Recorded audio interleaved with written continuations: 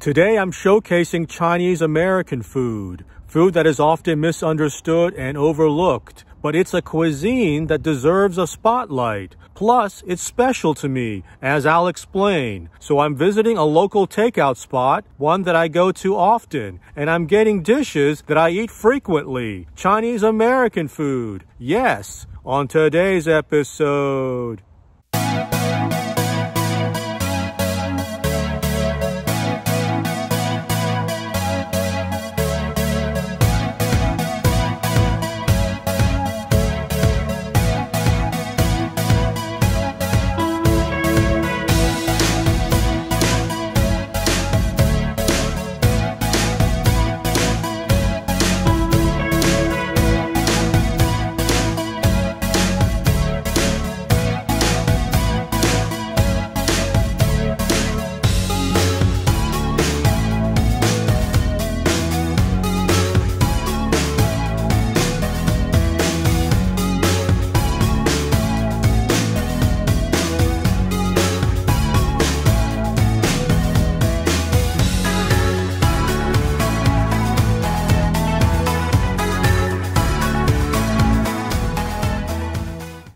I want to just say a few things about Chinese American food in general.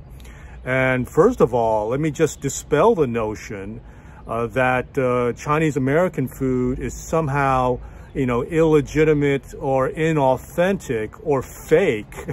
A lot of Chinese folks, Chinese Americans and immigrants, new arrivals, the prevailing opinion is that Chinese American food is not real food. It's fake Chinese food. But I don't feel that way. I think of Chinese American food as authentically itself. In other words, Chinese American food is authentically Chinese American. And it's a kind of American cuisine, just like soul food is, or Tex-Mex, or regional barbecue like they have throughout the South. So it's a kind of American food, and it grew out of American culture. Obviously, it developed by way of Chinese immigrants, namely the Toisanese and Cantonese immigrants. Those were the early arrivals. They established Chinese American cuisine in the United States, and they did so with the ingredients that they found in the United States. Now, did they make the food to appeal to the Western palate?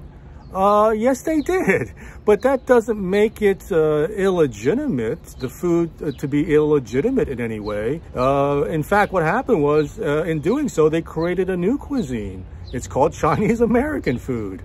And so those early arrivals from Toisan and from Hong Kong later on, the Cantonese tradition took root, and that sort of food became synonymous with Chinese food and Chinese American food, early on. Because, if you're the first ones to cook Chinese food in this country, you get to set the pattern, and you get to establish the paradigm of what Chinese food is. Chinese food wouldn't be spicy in this country until Szechuan food became popular decades later. Toisan and Cantonese food, of course, emphasizes freshness and bringing out natural flavors. Okay, the dish I'm going to show you now is called egg foo young. And yes, this is a dish that I eat with some regularity when I go to Chinese American takeout spots. It is based on an actual dish, a Toisan dish. Different sort of egg preparations and omelet preparations are common in Toisan Cantonese cooking. And it's based on a dish called Foo Yong Dan. In Cantonese, it's called that. And so in English, it's called egg foo young. And I don't know exactly how it's prepared in the original, but it's certainly, I don't think it's certainly not fried, deep fried, like it is in the Chinese American dish. So basically it's an omelet, but it's fried, it's deep fried, and it's served with a kind of viscous, thick brown gravy. And that's not done in the original Fuyong Dan dish back in China. But this dish is a very popular Chinese-American dish, and I do eat it when I go to Chinese-American restaurants. It's certainly in my rotation of foods.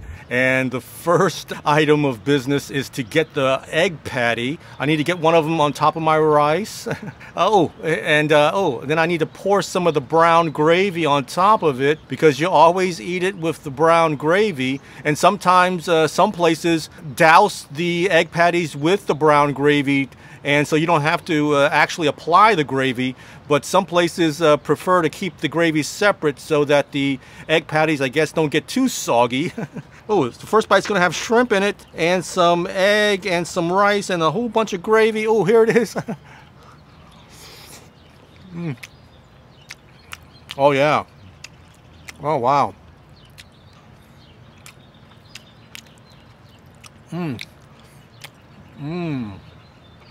Having grown up in a Toisan/Cantonese household, you know, stir-frying eggs with proteins of various kinds is a very common practice. I grew up eating eggs a lot. It's an efficient way to get some protein, inexpensive way, and this really appeals to me on that level.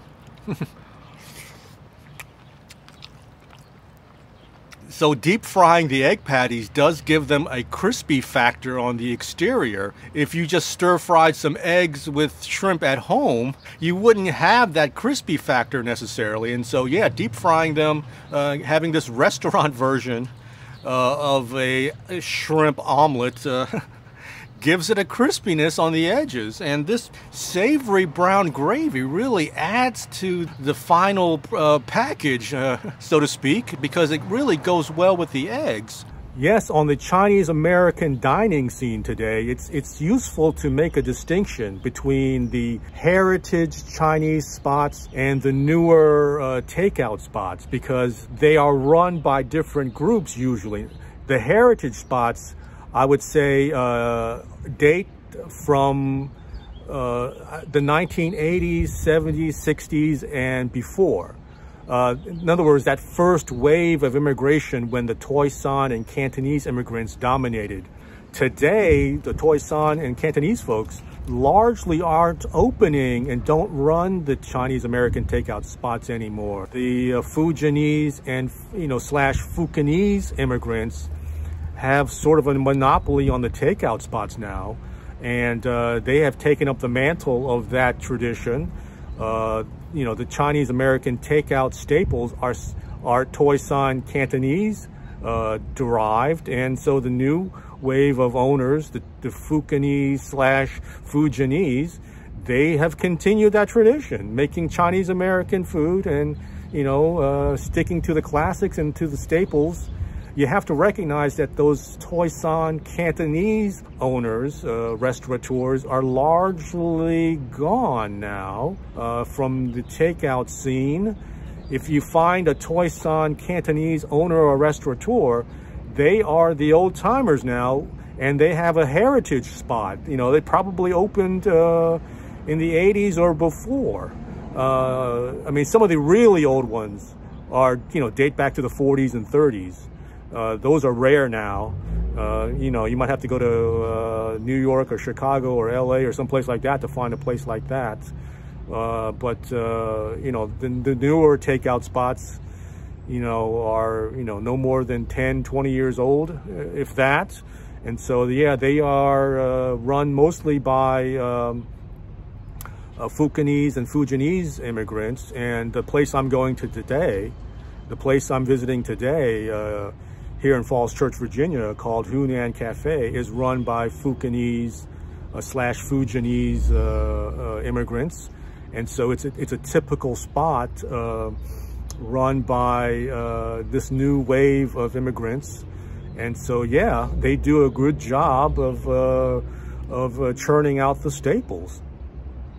Okay, this next dish is beef and broccoli. I'm sure you know this one well. It's based on an actual dish. In the Toisan Cantonese version, rather than using conventional or quote-unquote American broccoli, gai lan is used, the so-called Chinese broccoli. So you have the gai lan stir-fried with beef. But since gai lan wasn't readily available back in the day, it was made with so-called American broccoli. And so this dish is very popular, very famous, and I do get it when I go to Chinese American takeout spots. And I get it because it's a good way to get my veggies in. It's a good way to eat broccoli and to get some good vegetable fiber into my diet. And it tastes good too. I mean, I don't just eat it for the fiber, but it tastes good, and I like the broccoli. I don't have an aversion to American broccoli. I like the broccoli. I like gai lan too. Actually, I don't even know which one I like better, really. I like both versions of broccoli. And what you're looking for is some broccoli that still has a crispness to it, and you want the beef to be tender. Let me just let me taste the beef real quick. Oh yeah. Oh yeah. Oh wow. They did an excellent job with the beef. Wow. Let me see about the broccoli. Oh yeah. Oh wow. Yeah, the beef is nice and tender and savory, and the broccoli is not overcooked. It's nice and crisp, but it's not so crisp that, you know, you still taste the rawness of it. You don't want that necessarily. And wow, I'm really impressed with this beef and broccoli. It is really well executed, and it has, you know, that oyster sauce based sauce or gravy on top. It's not sopping, you know, wet. It's not, you know, exceedingly saucy. You don't want that, you know, you don't want that either. So it's mildly saucy. I'm trying to decipher what kind of beef. I think they might have used flank steak. Yeah, I'm really impressed by the way they velveted the meat or the beef. This is one of the better beef and broccolis I've had in a long, long while. Wow, I'm really impressed by this.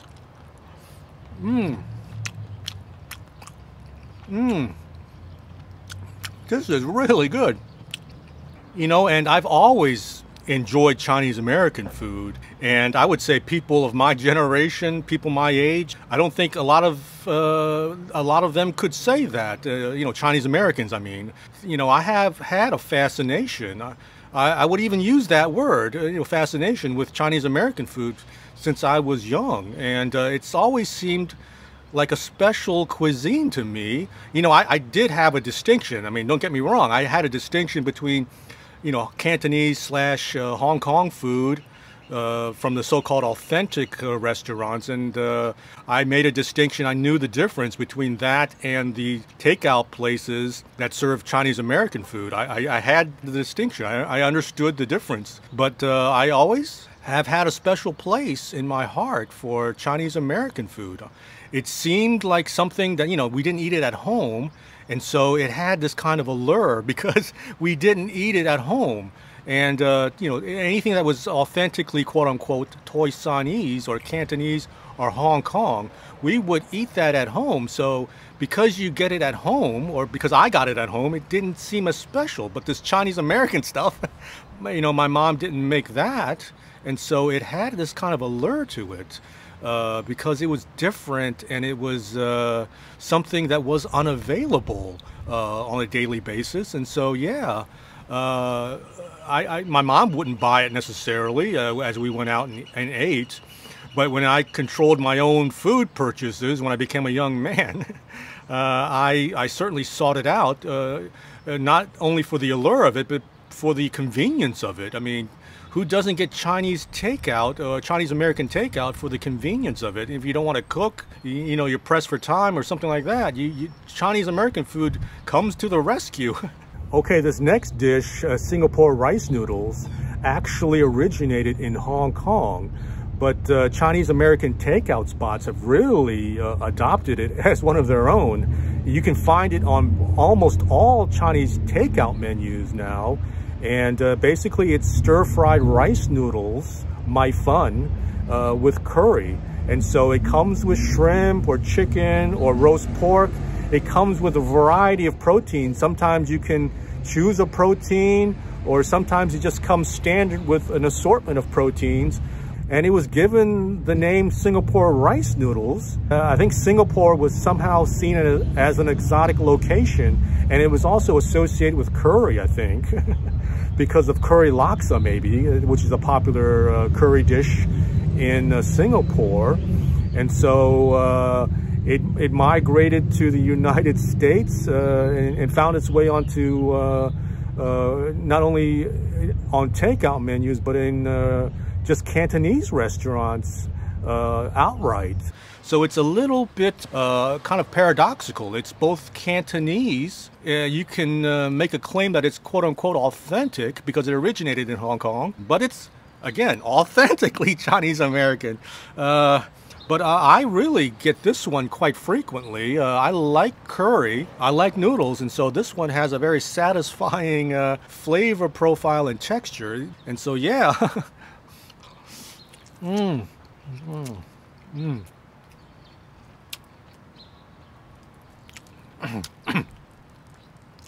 Oh, wow.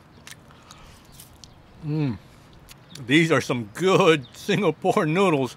And the reason it's good is because the way they stir fry the noodles, it remains dry. It's not exceedingly wet and moist. It has the dryness of being stir fried. You know, you don't want it to be exceedingly dry, you know, dry and hard and inedible. I don't mean that. Sometimes, you know, bad versions of Singapore noodles will be exceedingly moist and wet and damp.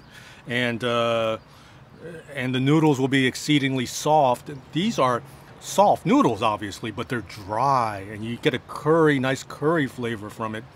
And it has, you know, it comes with beef, this version, shrimp and chicken. Some versions come with strips of roast pork, the char siu. And I see strands of onions in here and kind of like stray pieces of Napa cabbage. Some of the newer spots, the Fukinese spots will throw in Napa cabbage. The strictly Cantonese restaurants would tend not to do so. I don't mind. Again, I get some extra vegetables.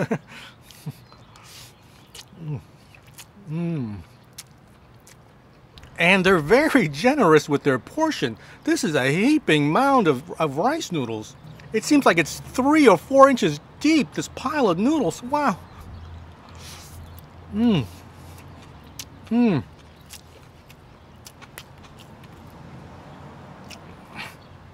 Wow. It's really, really very strongly curry flavored. They were very adept at you know, dousing the noodles as they were stir frying it with the curry powder, and the proteins are very, very soft. How many immigrant Chinese families have put their kids through school and through college by opening and running these Chinese American takeout shops? And I have a soft spot for these places too, maybe because of that, because I know how hard these folks work, and I don't mind supporting them and you know, enjoying their food. These Chinese American takeout shops, these folks that run these places, they work, you know, 5, 6, even 7 days a week, some of them. And they work exceedingly long hours. They work exceedingly hard. And they eke out, you know, a good living doing so. And I don't mind supporting them. I like supporting small mom and pop shops. And these Chinese takeout places are quintessentially mom and pop. Thank you for joining me today on this Chinese American food episode and allowing me to show you the food that I enjoy. And if you enjoyed this episode, please give it a like, give it a thumbs up, and please consider subscribing. I'll catch you next time on my next food adventure. Take care. Bye-bye.